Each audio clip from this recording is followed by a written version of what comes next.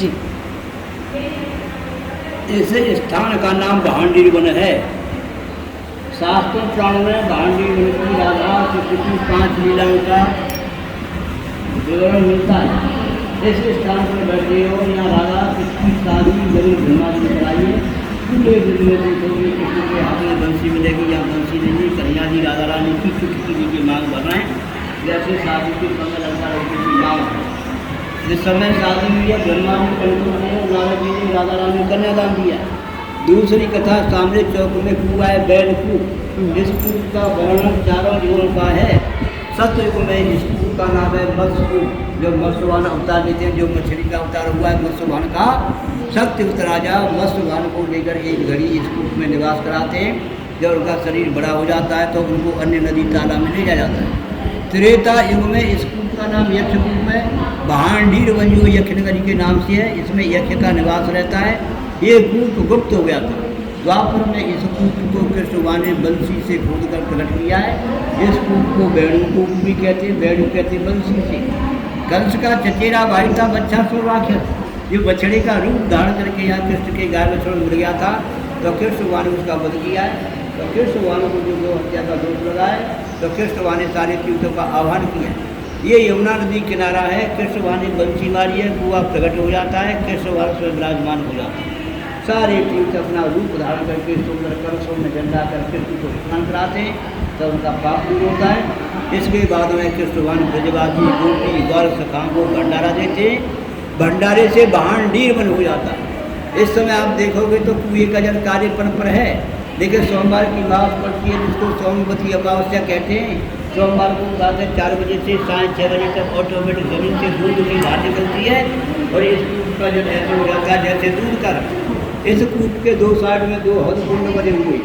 इन कुंडों में इस कूप पर स्नान करने वाले संत महात्माओं का नहाने धोने का पानी एकत्रित होता है। जिन माँ बहन बेटियों के बच्चे खंडित हो जाते हैं, गर्भ में जाते हैं, संतान की प्राप्ति नहीं होती है, या लड़की की प्राप्ति होती है, तो इन कुंडों में स्नान करने से 95% संतान पुत्र फल की प्राप्ति होती है। तीसरी लाश सामने देखो, दाऊ जी ने प्रलंबासुर नाम का राजा था, उसका वध किया है। चौथी लाश साइड में देखो, घनघोर मुनगट बोलता, मूंज का जंगल था, मूंज एक घास होती है। तो कृष्ण गाय बछड़ों को मूंज में चरा रहे हैं, तो राक्षसों ने आग लगा दी। गाजर में बछड़े जल रहे हैं, तो कृष्ण ने अपने मुख से अग्निपान आपको किया, जिसको दावा अग्निपान लीला कहते हैं, अग्नि का पान किया है। 5वीं कथा इस साइड में दुर्वासा ऋषि का विग्रह विराजमान है। दुर्वासा ऋषि तपस्या किया करते थे, तो कृष्ण की सखियाँ मथुरा से दुर्वासा ऋषि को भोजन करा दिया।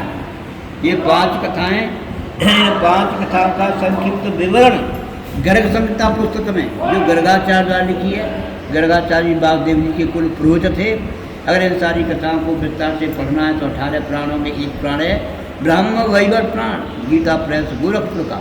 उसमें भांडी वन की सारी कथाओं का विस्तार से वर्णन है। ब्रह्म वैवर्त प्राण में कथाओं का सारांश जो 5 लाइन का है, उसे ध्यान से सुने। एक झाड़ के नीचे राधा कृष्ण बैठे आपस में वार्ता कर रहे हैं। कृष्ण कहते हैं, राधे सुनो, ये भांडीर वन जो मेरा गुप्त निकुंज नित्य कीड़ा स्त्री वृंदावन है। जो भक्त यहाँ आकर कूप पर स्नान करके मेरा दर्शन करेगा तो मेरे लोक को प्राप्त होगा। जो भक्त कूप का चरणामृत लेकर मेरा दर्शन करेगा तो इंद्र लोक को प्राप्त होगा। जो भक्त यहाँ बैठकर केवल एक मिश्री के कण को प्रसाद के रूप में ग्रहण करेगा तो जाने अनजाने सारे पापों से मुक्त हो जाएगा। इस बात को सुनकर राधा रानी घबरा गई, बोली, प्रभु आपने इतनी बड़ी बात कह दी। हर व्यक्ति बुरा सा बुरा कर्म करके चलो भांडीर कूप का स्नान कर लें, भांडीर बिहारी के दर्शन कर लें, वो सारे पाप नष्ट हो जाएंगे। इस तरह से भक्तों की भीड़ लग जाएगी और हमारी आपकी नित्य मिलन क्रिया का केंद्र होने का बाधा उत्पन्न होगी। तो कृष्ण कहते हैं, राधे मैंने पहले बोला है गोपनीयम, ये भांडीर वन जो मेरा गुप्त निकुंज नित्य क्रीड़ा स्त्री वृंदावन है, यहाँ की लीलाओं को प्रकट नहीं करूँगा, प्रकाशित नहीं करूँगा, गुप्त रखूँगा। जब भक्त कम से कम 10 बार ब्रज में घूम जाएगा और उस पर विशेष कृपा करूँगा तभी यहाँ दर्शन के लिए आएगा, नहीं वृंदावन से वापस हो जाएगा गोपाल बाबा भांडीर।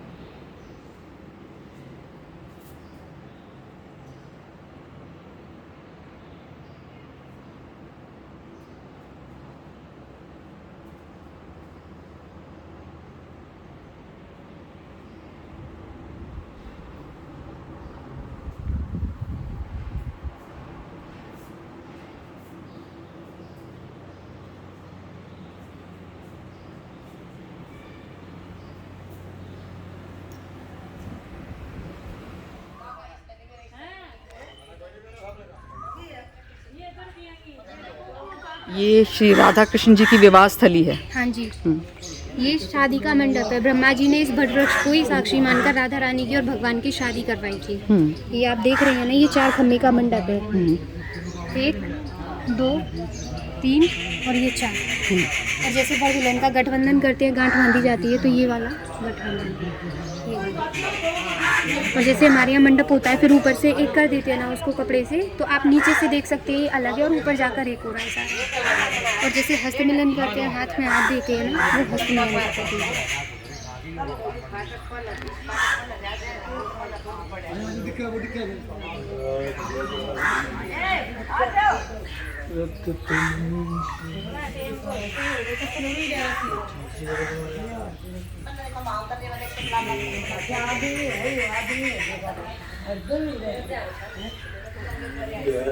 में आते हैं ना, वो दर्शन है।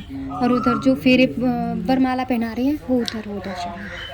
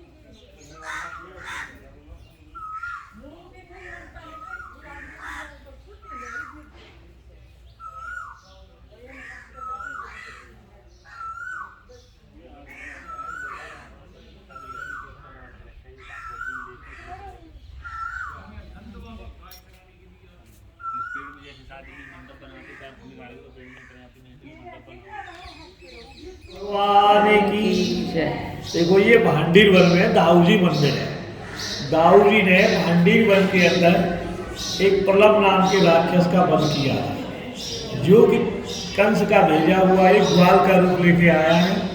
भगवान का खेल हो रहा है तो उन ग्वाल वालों में सम्मिलित होता है। भगवान कण व्याप्त हैं, लीलाधर हैं, उसको पहचान जाते हैं, लेकिन उन्हें तो अपनी कड़ी को आगे बढ़ाना है। अपने सगाओं का नाम ले लेकर के पूछने लगे, अरे मधुमंगल वंश का श्रीदामा घर सवर, ये जो नया लड़का आया ये तुम्हारा रिश्तेदार है, किसका है, क्या है?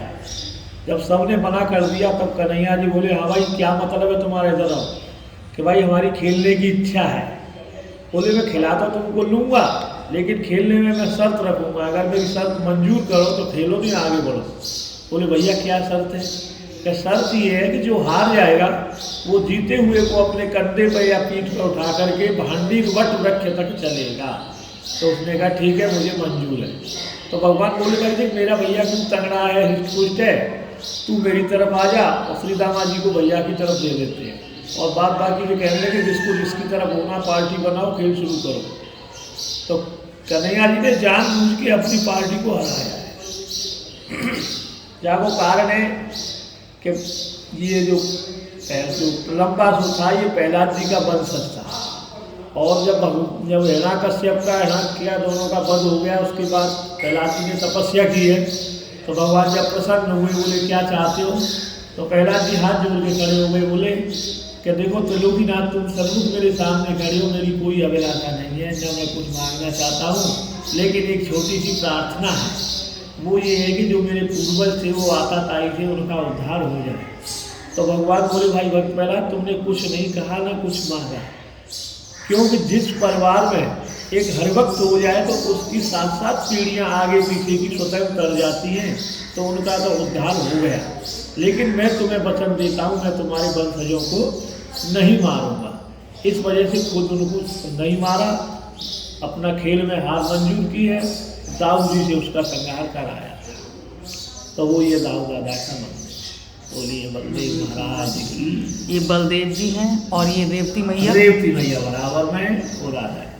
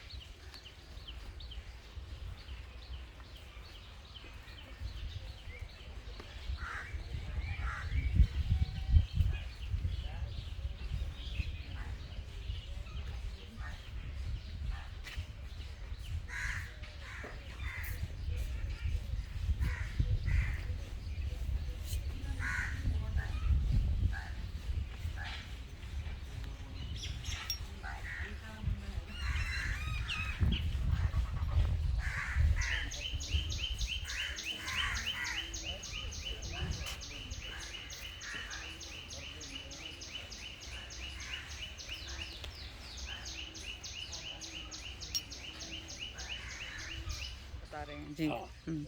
ये डींग हाँक रहे थे कृष्ण की ग्वाल वाल, तो कह रहे थे अरे हमारा कृष्ण बाना पहना रहता है कुश्ती का, हमारे कृष्ण के अगार कोई नहीं टिक सकता है, ऐसे कहा था।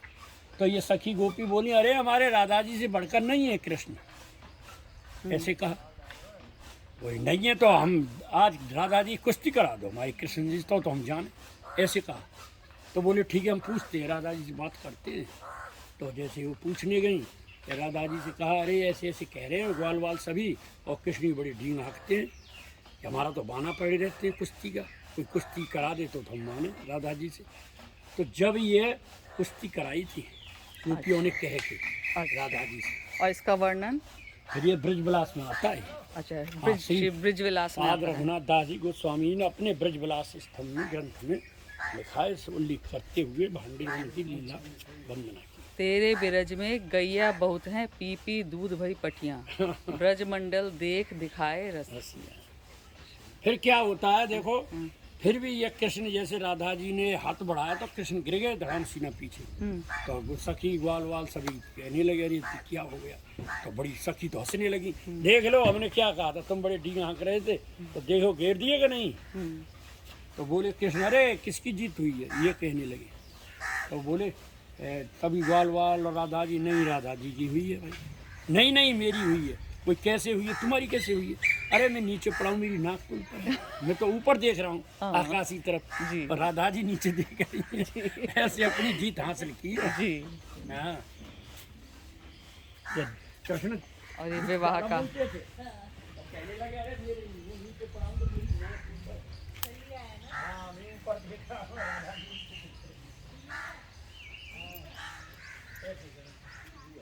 आदि शास्त्रों के अनुसार हुआ। स्वरूप अपने अनेक द्रव्यों की उत्पत्ति स्थान भांडीवन नामक तीर्थ आपको प्रणाम करता है।